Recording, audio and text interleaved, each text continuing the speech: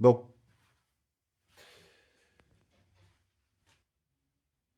j'adore Mission Impossible. J'adore Mission Impossible. C'est des films, je me refais un marathon au moins une fois par an. Au moins une fois par an. C'est des films avec lesquels j'ai grandi. Le premier est sorti en 96 et j'ai 30 ans depuis janvier. Le premier que j'ai été voir au cinéma, c'est Mission Impossible 3. Ensuite, Mission Impossible 5. Oui, j'ai pas été voir le 4 au cinéma. Ensuite, Fallout. Ensuite, Dead Reckoning. Et là, hier soir, j'ai été voir Final Reckoning. En avant-première.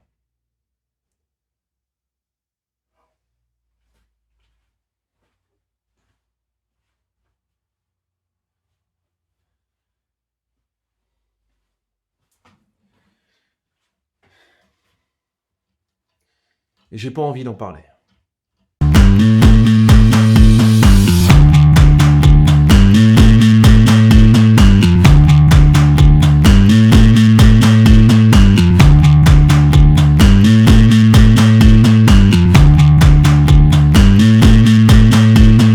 Donc avant d'en parler méchamment, on va parler de la saga et ce qu'elle représente pour moi. Commençons par le premier qui est le chef-d'œuvre, même si c'est pas mon préféré, mais avec objectivité, c'est le chef-d'œuvre de cette saga, réalisé par un des plus grands réalisateurs américains, Brian De Palma. Et nom de Dieu que la mise en scène, elle est sublimissime. On pense tous à la scène de cambriolage avec Jean Reno qui est en train de tenir le fil et Cruise qui est en bas. Il y a une tension phénoménale, pas de musique, à rien, juste la tension. Juste à se dire, il va se faire gauler ou pas. Ensuite, le 2, réalisé par John Woo, qui est certainement le plus problématique de la saga. Pourquoi? Je vais me faire comprendre, c'est que John Woo et Cruise ne pouvaient pas se blairer pendant tout le tournage. Ce qui est pour moi un problème, puisque quand t'appelles John Woo un réalisateur avec autant de personnalité, tu le laisses faire ce qu'il veut. Mais justement, il a tellement de personnalité que bah, ça regorge du film. En fait, le film, il pue le John Woo, c'est fou. Donc, même s'il a plein de problèmes, j'aime bien ce film. C'est un bon divertissement, rempli de faux raccords. Regardez la scène de fin, poursuite à moto. Un coup, vous passez de pneus route à des pneus cross. Pneus route, pneus cross. Et ça fait que ça sur la scène de fin. Regardez, c'est lunaire. Et je parle pas de faux raccords pour rien. Vous allez comprendre après. Ensuite, il y a certainement celui qui pose le plus de problèmes aux gens. Je sais, je viens de dire que le 2 est le moins bon. Mais celui que la plupart des gens détestent et celui que moi je préfère, c'est Mission Impossible 3. Pourquoi? J'ai toujours pas compris pourquoi aujourd'hui les gens détestent Mission Impossible 3.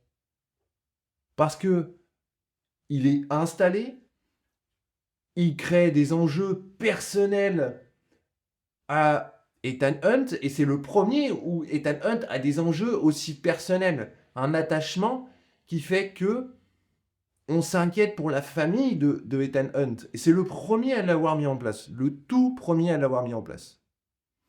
Ensuite, vous avez Mission Impossible 4, qui est le premier à faire intervenir Christopher McQuarrie. Pas en tant que réalisateur, mais en tant que scénariste. Et ils ont appelé un réalisateur de films d'animation Brad Bird. Brad Bird, c'est un génie de l'animation, hein. Indestructible, Le Géant de Fer, tout ça c'est lui. Donc c'est un très très bon réalisateur, il n'y a aucun doute là-dessus. Et le film est très bon. La scène du Burj Khalifa, il n'y a rien à dire là-dessus. Donc, très bon film. Ensuite vient Mission Impossible 5, la Rogue Nation. Et là, c'est l'ère McQuarrie. C'est comme ça que je l'appelle, l'ère McQuarrie. C'est là où Cruise commençait à se faire vieux, donc du coup, il a fallu trouver un réalisateur qui puisse faire les suites sans retarder comme c'était le cas avant. Avant, chaque Mission Impossible, c'était pas 3 ans d'attente, hein. C'était tous les 5 ans, voire tous les 10 ans, quoi, quasiment. 96, 2001, enfin bon, à chaque fois, voilà. Il y avait un temps de latence entre chaque. Il fallait chercher le réalisateur, il fallait écrire le scénario ou tout ça, donc c'était un peu compliqué. Là, enfin, Cruise a décidé avec McQuarrie et J.J. Abrams à l'époque, parce que J.J. était producteur jusque Fallout, de prendre en main la saga et que ça soit beaucoup plus rapidement et que les films se fassent beaucoup plus rapidement. Donc Christopher McQuarrie écrivait les scénarios et réalisait. C'est toujours le cas aujourd'hui.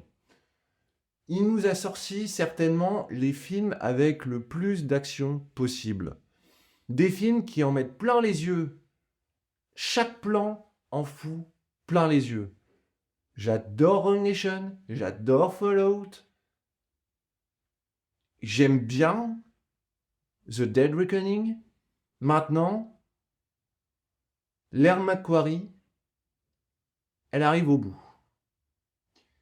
Dead Reckoning avait quand même pas mal de soucis. Dans le sens où utiliser nos problématiques actuelles avec l'intelligence artificielle, le truc qui peut remplacer un humain, c'était intéressant. Et la piste était intéressante. On ne savait pas d'où elle venait, et on va y revenir dans très très vite. Donc on ne savait pas où elle venait. Et elle utilisait un être humain comme homme de main pour pouvoir gérer toutes les histoires qui existent sur la Terre, sur les nations. Et ce gars-là, Gabriel, faisait tout ce qu'elle ne pouvait pas faire. Très bien. Le film partait du bon côté. Je le trouve très bon, très réussi. Et les scènes d'action, c'est pas nouveau, mais les scènes d'action sont folles. La scène du train et tout, c'est vraiment sublime. Il n'y a rien à dire là-dessus. Et puis hier soir, à 20h, avant-première à mon cinéma du quartier, je m'y suis rendu. Non.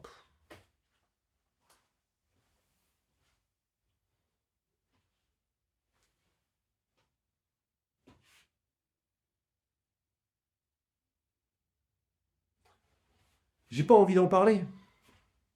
J'ai pas envie d'en parler. J'ai passé 1h30 avec un ami, pas au téléphone mais en message,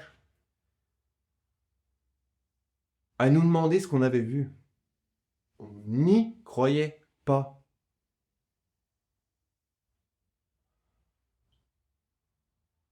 Je n'arrive pas à croire à ce que j'ai vu hier soir. J'arrive pas à croire que ce film soit possible. J'étais presque en pleurs hier soir. C'est une saga qui m'a fait grandir, qui a le même âge que moi, qui a un chef-d'œuvre et on va dire plusieurs grands films dans son histoire. Et on me sort, Tom, tu me sors une merde pareille. On n'y comprend rien. Et c'est pas la faute de McQuarrie ou de Tom. Les deux sont responsables de ça. Je ne comprends pas. Comment, déjà premièrement, comment on a pu sortir un montage pareil? Comment vous avez pu valider un montage pareil? Putain, même ma vidéo YouTube a plus de cohérence sans montage. Je vais me faire expliquer parce que le début est impitable. On retrouve Tom en Angleterre. Ensuite, il faut qu'il aille en Autriche. Donc, si vous vous rappelez, c'est la fin du premier. La fin du premier, il se retrouve en Autriche. Donc, il faut qu'il aille en Autriche. Il va en Autriche et d'un coup, paf, on se retrouve à l'ambassade américaine en Angleterre. Il n'y a pas d'avion, pas de machin, pas de truc. C'est imbitable. Du jour au lendemain, comme ça, on se retrouve à plusieurs endroits différents. Là, d'un coup, il y a 2 mois qui sont passés entre le premier. Ah oui, par contre, il y a des spoilers, hein, je m'en bats les couilles. Donc, il y a 2 mois de temps hein, qui se sont passés entre Dead Reckoning et The Final Reckoning. 2 mois. Il a fait quoi pendant 2 mois? Non, parce qu'en fait, il reste 4 jours là avant la fin du monde. Déjà. Ok, ça c'est clair. Le film est imbitable. On ne comprend rien. C'est rempli de faux raccords. La scène finale des avions, qu'on voit dans la bande-annonce, on voit une partie de la scène. La scène est folle. La scène est incroyable. Ça ressemble beaucoup à la scène de Fallout, hein, qu'on soit bien clair, mais la scène est folle. Les cascades sont folles, il n'y a pas de problème. Et avec un pote, hier soir, je te salue d'ailleurs, je sais que tu vas la regarder cette vidéo, on se posait une putain de question. On se posait une question. Où est le deuxième parachute qui trouve? On n'a rien habité. Il y a le personnage, donc le méchant Gabriel, qui lui dit il y a un parachute, et en fait il y en a deux. Ah oui, puis il meurt comme une merde. Le gars, je m'attendais à une confrontation main à main, un peu comme dans le deuxième, justement. Parce que c'est l'épisode hommage, hein, qu'on soit bien clair, c'est vraiment l'épisode hommage à toutes les autres. Donc, un peu comme le deuxième, allez, on se bagarre sur le sac comme dans le deuxième, ça pouvait être classe, tu vois. C'est ça, tu fais un épisode hommage à tous les autres. Il était là le but. Là, au lieu d'en faire trop, en fait, c'est ça, ils ont voulu en faire trop. Et c'est le seul sentiment qu'on a eu avec mon ami hier soir. Ils ont voulu trop en montrer et en faire trop. Et on n'a rien compris au sens du film. Il est là le problème. Il est clairement là le problème. Donc la scène des avions, il y a un gros point positif. Le gros point positif du film, c'est la scène dans le sous-marin, le Sébastopol. Donc Tom arrive à le retrouver et là, effectivement, il y a une tension. Ça dure au moins entre 20 et une demi-heure la scène, mais la tension est correcte. On est sous adrénaline pendant tout le moment. On sait qu'il va s'en sortir, hein, cet Tom Cruise, il va pas mourir. Mais on est sous tension pendant tout le film, tout le passage, ça tire, c'est paniquant. On y croit, franchement, on y croit. Et moi, j'en ai particulièrement, j'ai vraiment eu peur, sachant que les fonds marins, ça me fait un peu flipper. Donc la scène est vraiment géniale. Il n'y a aucun problème là-dessus. Mais tout le film n'est pas comme ça. Et il est là le problème. Encore une fois. Encore une fois. Ah oui, et on sait ce que c'est la patte de lapin, hein, du coup. La patte de lapin dans Mission Impossible 3, c'est en vérité l'intelligence artificielle que Tom Cruise a remis en main à la fin du 3. Et il s'avère que les États-Unis ont utilisé la patte de lapin, donc qui est une intelligence artificielle, pour piéger les Russes. Bref. Donc du coup, ce qui faisait pour moi la force du 3, c'était justement de ne pas savoir ce que c'était, de faire une course au MacGuffin. MacGuffin, si vous êtes là, vous savez ce que c'est. Je ne vais pas vous dire ce que c'est.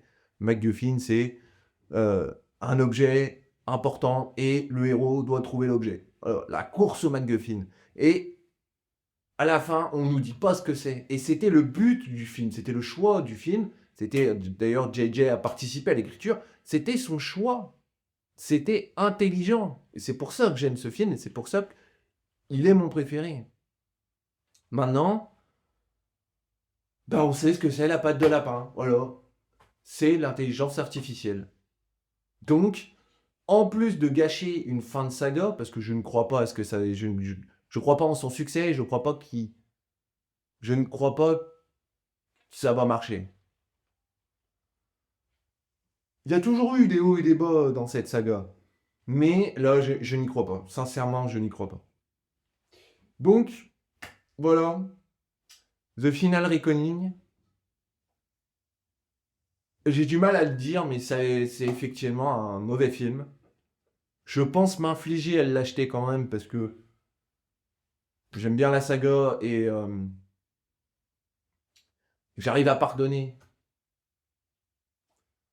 des mauvais films quand il y a un effort de fait sur les cascades. Et là, c'est le cas. Allez le voir si vous voulez perdre votre temps, mais autrement, je vous conseille de regarder Mission Impossible 1, Mission Impossible 2, Mission Impossible 3, Mission Impossible 4, Mission Impossible 5, Mission Impossible 6. Et du coup, évitez Dead Reckoning et arrêtez-vous au 6, ça ira très bien. Maintenant, si je peux faire un parallèle au film que je préfère, je peux vous le faire, hein. Je vais vous faire un petit classement de mes goûts personnels. Ça reflète pas les vôtres, ça reflète les miens, ceux que je préfère, les films avec lesquels j'ai grandi. Voilà.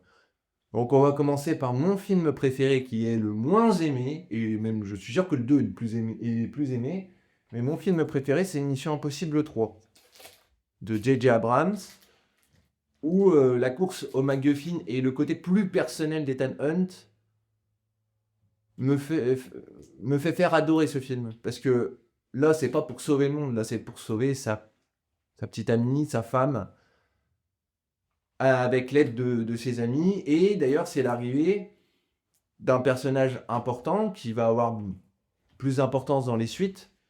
Euh, et c'est l'arrivée, donc, dans celui-là, de Simon Pegg.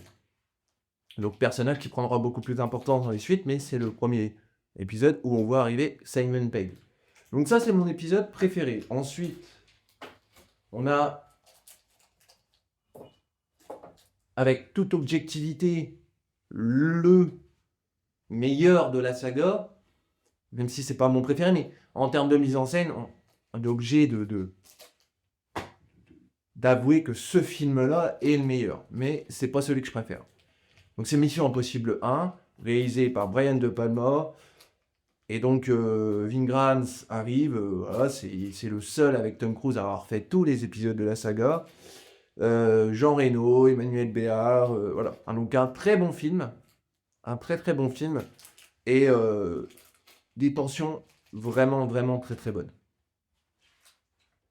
Ensuite, celui que je préfère, ça va être très simple, ça va être Mission Impossible 4. Donc ce qui est logique, puisque en fait on est encore dans l'ère nouveauté. Chaque épisode avait une nouveauté. Et donc là, c'est réalisé par Brad Bird, le réalisateur des Indestructibles et du Géant de Fer. Donc voilà, Mission Impossible 4 Ghost Protocol, avec la cascade, c'était certainement la plus impressionnante de cette saga. Ensuite, Mission Impossible 5 et 6. Alors Mission Impossible 5 et 6, c'est comme Dead Reckoning et The Final Reckoning. Les deux films sont en vérité un film. Puisque dans Mission Impossible 5 et 6, en fait, c'est le même antagoniste dans chaque épisode. Donc, les deux films sont déjà un film en soi. Euh, je vais mettre Dead Reckoning à ce moment ici, même avant le 2, parce que je l'aime bien quand même, Dead Reckoning. Je trouve qu'il partait sur des bons rails. Bon rail, accident de train, bon rail. Il partait vraiment sur des bons rails. Les scènes d'action étaient vraiment cool. L'intelligence artificielle était véritablement flippante. Donc ça partait sur de bons rails. Ensuite le 2. Donc le 2 réalisé par John Woo, un des réalisateurs hongkongais les plus réputés de sa génération. Grosse mésentente avec Tom Cruise. Et donc le film en pâtit un petit peu de cette embrouille entre les deux, mais un film divertissant, sympa. Juste voilà, le méchant, il est extrêmement caricatural, je vais y arriver, pardon. Voilà. Mais un film divertissant qui peut être cool à regarder, mais ça reste le moins bon avant The Final Reckoning. Pourquoi? Je vous l'ai déjà dit, moi je m'inflige plus une critique. Je suis triste, en pleurs, en colère. Et allez, ciao.